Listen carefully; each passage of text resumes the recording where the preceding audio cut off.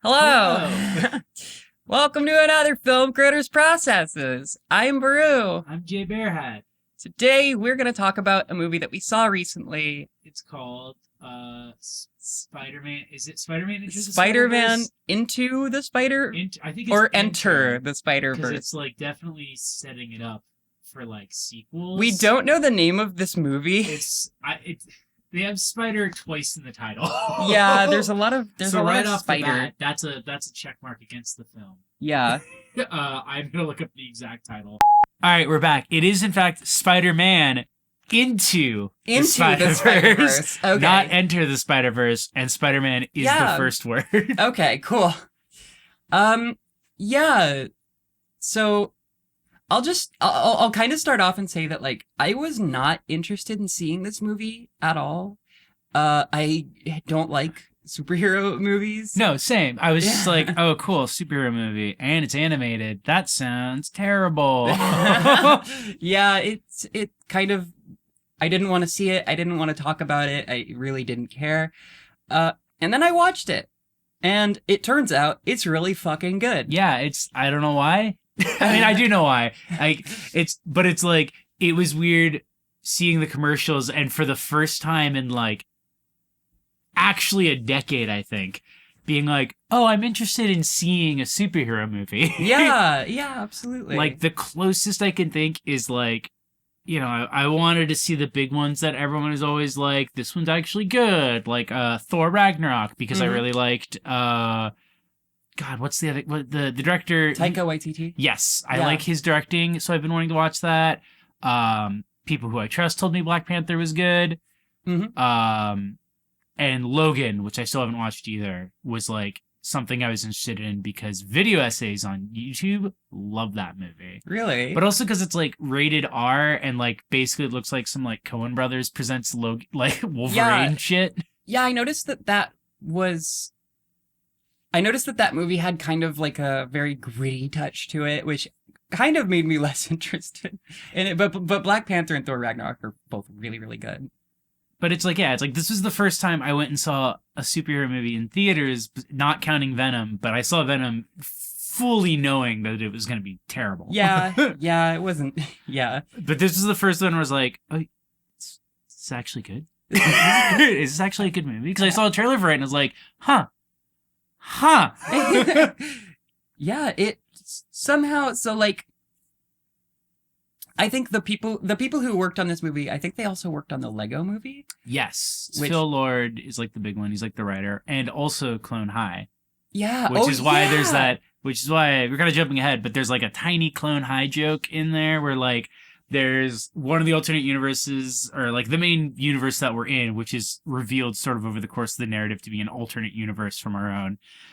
There's like a bunch of billboards in like the Times Square, and one of them is like, this fall on ABC, Clone College, and like the joke is that like, oh, in this universe, Clone High was never canceled. Yeah, exactly. So like all of the Spider-Man like esoteric references and like comic references and stuff, I was like, I don't get that. Oh, I kind of get that. Oh, whatever. I saw that in the background and I was like, holy shit! But yeah, it's because Phil Lord was like the writer and like also worked on Clone High. So these are all people who've like made cartoons that are way better than they should be. Yeah, basically. Absolutely. Yeah, and Spider-Man Into the Spider-Verse is way fucking better than it has any right to be. Also, something I learned recently, just because like I was reading up on it. So like I'd been talking to people about it, and I was like, okay, so Noir Spider-Man is real. And they're like, yeah, and Spider-Ham's real. And people are like, oh, but Penny Parker, like that's not like a spinoff series. I looked it up. She is actually a character from the comics as well. Okay, I was wondering about that. She's not like an anime character in the comics. That was sort of like just the adaptation they did because like they're doing weird animation styles for this one. Right. But she's from the Spider-Verse comics. She's one of the like 80 fucking like comics. Also, her origin story in the comic apparently is like more like she's adopted by Aunt May and whatnot, rather than like she has like a specifically like anime background as she does in the movie. But yeah, all the Spider-Mans are like actual Spider-Mans. Yeah. Let's talk about the Spider-Mans for a moment. The Spider-Mans?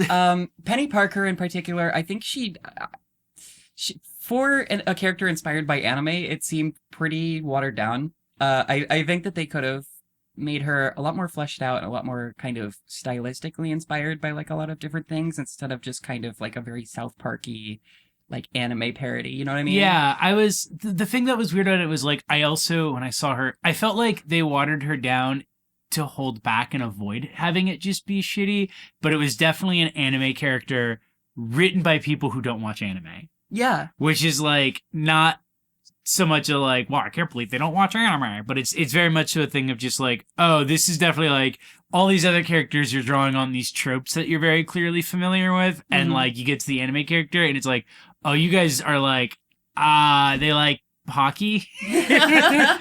And they have a robot. Robot makes cute faces. Diva Overwatch, whatever. Fuck it. She really was just Diva. She wasn't like. Yeah, there wasn't much to her. I like the other ones being kind of gag characters. I liked. She was in like that weird like one foot in being a gag character and 1 foot in like kind of being a character, but like not really fleshed out in the same way. Yeah. Yeah, definitely. She had like some pathos or something, and she cared about her little spider buddy that was piloting her robot friend, I guess. I don't know. That was weird. They it didn't help that they like very quickly like glossed over like what her backstory was, where it was like she was like, oh, I was bitten by a radioactive spider, and the spider pilots my robot, and me and the spider have like a psychic link, and then the robot gets broken down and the spider is hurt, and I was like, oh, right, that's her backstory. But, like, they didn't build on that, like, at any point between that point and that point. So I just kind of forgotten that was, like, what it was. It's just like, oh, she's just a girl as a robot. Yeah, exactly. So so there's Penny Parker, and then we have Spider-Man Noir. Yeah. Who, pretty obviously just a gag character, voiced by Nicolas Cage. Which is actually based on like a real series they did, like Marvel Noir comics, which I kind of like the idea of taking like the actually serious ones, like the actually serious Spider-Man, and just fully making him a fucking joke. Yeah. Just flat out, this is a stupid idea for a Spider-Man character. Yeah. See, that's where like the gag character sort of parody thing like really is good. It's just like, yeah, Spider-Man Noir is pretty fucking goofy, but so is Spider-Man, actually. Yeah. Then there's Peter Porker. I guess I'm glad they have a Simpsons movie reference. So, again, I did just a little bit of reading on this. Not only did I find out that Spider-Ham has been in multiple Spider-Verse comics, but that he's been killed in like 2 of them. Oh my god. Like, that to me is like way funnier than just the fact that he's in it. It's that he's in them and then gets killed. Like in one of them, there's like the stupid zombie specials they did where like there's a bunch of zombie versions of characters. He's a zombie in that as well and gets killed. And I think in the Spider-Verse comics, he gets killed. Wow. Wow, that's really intense. Well, great. I'm glad that we have a tragic backstory for this gag character.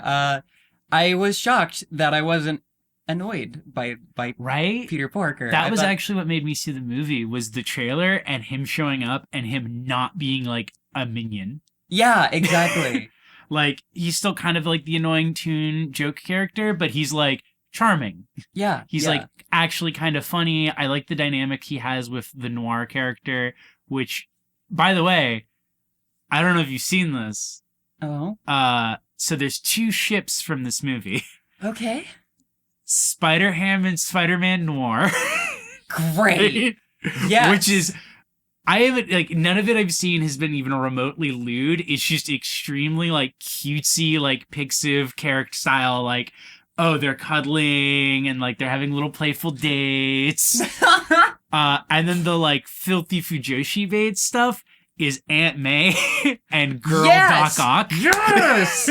Yes! Which made me so glad that other people caught that, like, that little gag. There's, like, a gag in the movie. Not a gag, but there's, like, a little bit in the movie where when it's revealed that in this universe, Doc Ock is a woman.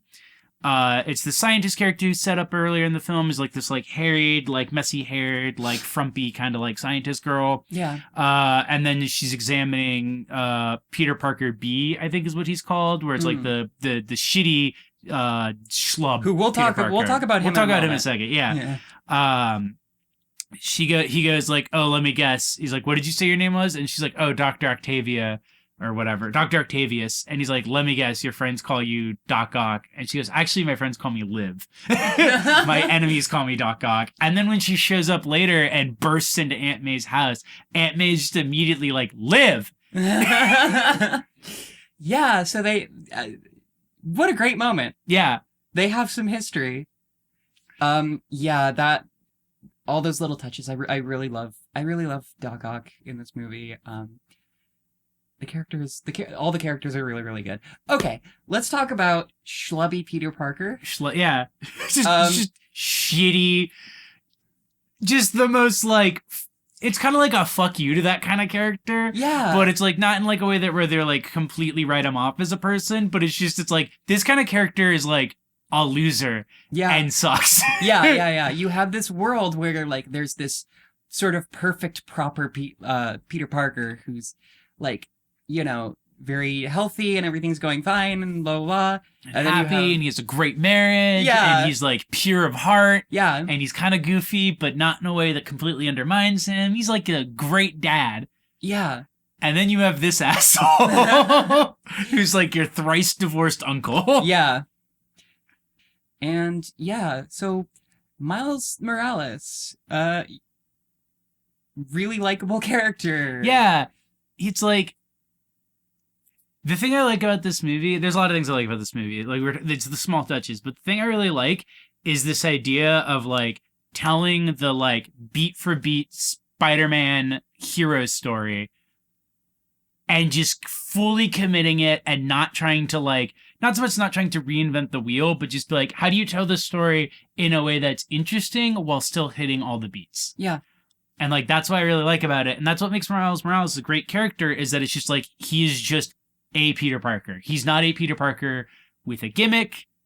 Mm-hmm. He's not a Peter Parker with, like, some particularly tragic backstory. I mean, gimmicks, like, he has different superpowers. Yeah. But I like that it's like, this is just another type of Peter Parker character. And not Peter Parker as in, like, he is Peter Parker, because Peter Parker exists in his universe, but that idea of, like, he's a awkward, nebbish, like, relatable high school dork. Yeah, definitely. Who is endearing and charming and kind of witty in his own way and is coming into having superpowers that he did not expect to have. Yeah, he has a lot of really fleshed out, like, complexes and just kind of, like, you know, interactions and, like, just the way that he kind of runs up against, like, authority figures and, like, his parents, and just, like, you know, it all felt very lived in, and it all felt like I have had kind of experiences in my past that I could kind of draw from, and, like, you know, felt very comparable. I also just loved, like, I don't know, like, he just felt like a real person. Like, he felt like he was interested in shit, like, in a way that teens actually are, you know? Yeah. Like, seeing, like, a Chance the Rapper poster on his wall was, that was the other thing I really liked about the film, is that, like, they didn't just, it wasn't just like, here's Spider-Man as, like, an Afro-Latino kid, and, like, but we're not gonna, like, really, like, make, like, address that that's the context he's living in. Yeah. They actually have, like, stuff that shows that is the context that he is living in. Yeah. He feels like a high school student from New York who's Afro-Latino, who is transferring from, like, a public school where he's cool to, like, a private boarding school where he's, like, awkward and uncomfortable. Yeah, absolutely. Yeah, I loves it. It's really good. He's such an endearing character. Yeah. One kind of criticism I guess I'd have is that, like, Spider-Gwen also felt really underwritten. She felt a little bit too much. She had the same problem to a lesser extent that whatever the girl's name in Lego movie was. Oh yeah. Where it's like just felt like just ticking that check mark box. Kind of this, like, it's weird because I started watching Clone High recently, and I've never seen it, which is a shock to everyone I've told. And it's weird how that's lore. It's so weird that I haven't seen it. Yeah. Because, like, watching it, I'm like, oh yeah, like, I've watched so much stuff that absolutely is influenced by this. Right. But I'm thinking about how, like, Joan of Arc is that kind of character in the show, but, like, way better written, because, like, which is weird because it's a joke show.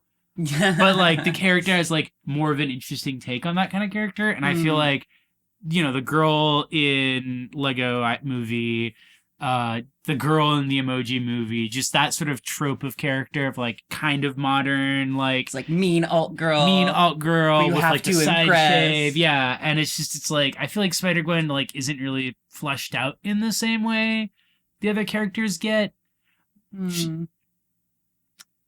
I mean, yeah, I suppose so. I would have loved to have, I guess, more time with her. But I kind of, I don't know. I'm kind of split on it because I feel like she had a pretty, like the way they kind of run through her backstory really quick. It's just like, oh, I had a best friend, and then my best friend died. Now I can't trust anybody anymore. It's like it's pretty boilerplate. I will absolutely give it that. It's, you know, it could use some work, but at the same time, I don't know. I liked her. I liked her. That I think it's like that's why I was like I felt like it was a little too. It's just because I liked her, and then kind of at the end of the movie, I was thinking back about it, and it's like, oh, I didn't really get like as much of her, as much as the like. She seems like she'd be a much meatier character than she was kind of allowed to be. Yeah. But the movie did have a lot going on, which is actually why I'm somewhat one of the few times where I'm like, you know what? Maybe I will go see a sequel. Yeah, absolutely. Is like if this character is coming back and there's some more gives her more space to exist, maybe I will go see a sequel to this movie. Yeah. Yeah, the movie does a really good job with the sort of superhero like thematic content of just like, hey, you have to do what's right even if, you know, you're up against like a lot of different walls and a lot of different things that are kind of pushing you back. And that being the case, them specifically being like, there's no romance plot. Like, there is a romance plot. Like, they're, you know, like Miles has a crush on Spider-Gwen, blah, blah, blah. And then they kind of don't do anything with it because she's from another universe. Yeah, and she can't stay here. And she can't stay, and they're just like, okay, well, that's fine, bye. Yeah, no, I did kind of like that it at least ended on like a platonic thing, and I hope that in this, if they do a sequel, it doesn't become like Spider-Gwen and Miles like are dating and in love. Yeah, I hope it's just like, no, they're friends. Yeah, Miles found another girl to not be weird at. Yeah. He learned from being a weird teen, and now he's no longer a weird teen. He's a college weird. He's a college nerd. Yeah. And he asks Spider-Gwen to join the DSA. The Democratic Spider-Mans of America. Yeah. So I think the thing that I really loved about this movie, it's kind of a double-edged sword, of them being like, we fucking made it up. We made it all up. Stop yelling racistly at each other online. Have some fucking fun, please, for once in your life. It's all fake. It's all fake. It doesn't matter. Chill. You don't like this Spider-Man? There's 100 more. Come up with one yourself, dickhead. That's what we did. Yeah. And I think kind of the other end of that sword is that like this kind of feels like the culmination of like that sort of Donald Glover should be Spider-Man campaign stuff, which like this movie's really good. It's so fucking good. And they could have just made a Spider-Man movie with Donald Glover in it. You know what I mean? Like, yeah. Like they could have just instead of having Andrew Garfield in like the 70th Spider-Man movie to happen. Oh, Homeward Bound. So there's Homecoming, which has that cute little British boy who no one Benedict Cumberbatch. No, who's the fucker? I don't even know what his name is. I can look him up, but yeah. And then there was the other one with Facebook guy. And I don't know, like there's a lot of Spider-Mans. There's a lot of Spider-Mans, and it could have. I honestly think Donald Glover would be a good Spider-Man because he's basically played a Spider-Man type character in like multiple things already anyway. Yeah, and I mean I don't know, that was such an Tom era. Holland. Tom Holland. Yeah. That I remember that being such a huge thing, and like not even specifically Donald Glover, but just like, I don't know, bringing more diverse superheroes to the forefront and not fucking acting like it's a big fucking deal. Yeah. Like, because it's not, like, it has to be a big deal because everybody had to fucking yell about it for, like, several years. Because, like, obviously Marvel has a huge diversity problem. It's, like, a huge thing that gets talked about pretty regularly on social media. But I don't know. The animated film, I would have loved to see. I would have also loved to see, like, in addition to this movie, I would also have loved to see, like, a live action, something of the sort, I guess. Yeah. Another thing I like about this movie is how, like, cool and interesting it looks. The very unique animation style. I hope they don't patent it because that's disgusting. Yeah. To do that. But I like it. I really like the style. I really like the different like tricks that they would use for visual displays. I liked that like foreground and like background things as things would be out of your perspective, like things that would be out of focus in a normal movie have like color splitting. Yeah, it was a really, like, I feel like all of the sort of animation shorthand that they use to kind of keep it from feeling like too busy. Like some of the action scenes were like a little bit like, you know, like, but like a lot of the design elements of Spider-Verse were kind of in service of like making it really, really beautiful and like easy to watch. Yeah, no, it's stylistically an incredible achievement. Every other fucking superhero movie I've seen in the past decade looks the same. Yeah. Like they all look like people wearing cartoon costumes. Yeah. Standing on a set and CGI lasers are flying around them. And I hate how it looks. I saw the ending to like some Thor movie, I think it was. Like I caught it at the end of it on TV and it literally looked like an SNL skit.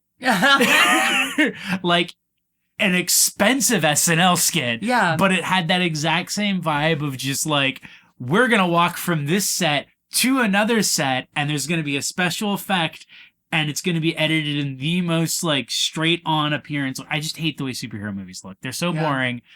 Get actually cool, interesting directors to work on them. Yeah. And let them do whatever they want. And you'll make an interesting film. I'll go see it. As a Harry Potter 3 stan, like, exactly what I was thinking. Yeah. Just, yeah. If the third Harry Potter movie looked like the first two, like I don't think the Harry Potter series would have continued to do very well because people were getting sick of the Christopher Columbus pedestrian adaptation. And then the third one came out and it's just like, oh, you can make a movie look however the fuck you want. Yeah, you can just kind of do whatever. Did you ever like hear that like super like Harry Potter stans were like pissed about the third movie? Oh, I remember that. Yeah. I thought it was like I loved it. I like that's exactly why I loved it when I was a kid because I was like, this is like an actually really cool adaptation of the Harry Potter books, and people were like, it changes and it looks different, and Hermione like dresses like a teenage girl now instead of a moppet. They don't wear their awful school robes everywhere. They just like everywhere they go. They dress like teenagers. Yeah, so I really like that sense of adaptation. Yeah, I wish superhero movies would do it more. And I know the reason why they won't, which is the same reason why 100 superhero movies are coming out every year. Yeah. Which is because they're a cash cow and they'll just it's the old Nintendo Wii prints money thing, but it's a bunch of back issues of comic books. Yeah. Because, like, right now, the closest we have to, like, a unique adaptation generally is, like, what if we made Captain Ant funny? What if Captain Marvel was a Bazinga comedy? Oh, my God. And that might actually end up being good. I don't know anything about it, but I saw the poster and I was like, oh, it's one of these superhero adaptations where it's funny. Yeah, definitely. Where it's funny instead of a like, straightforward adaptation. Yeah, funny in like a Joss Whedon kind of way instead of like a real actual like funny jokes way. Yeah. That's the other thing about Marvel movies when they try to be like funny and add levity, they're not funny. They're not. Joss Whedon is not a good writer. I'm really, really sorry, but he like sucks and he isn't funny. He is a hack. He is one of those quintessential guys who did really good in the 90s because people were holding him back. And then when he produced money, they were just like, well, we just got to let him do whatever he wants. And that was a mistake. Yeah. Familiar story. Yeah. But anyway, And then he turned out to be a sex pest. Weird. Oh, really? Did you not hear about that? Like when there was like the big thing that it came out that like he kept cheating on his wife, and then when like she caught him, he was like, I think we should be polyamorous. Like that was the way he tried to get out of it, was being like, oh, we should be poly. That is the most, okay, yeah, it's lore. That makes sense. That's character development. I'd rather watch a movie about that than a movie about Joss Whedon, than anything Joss Whedon has written.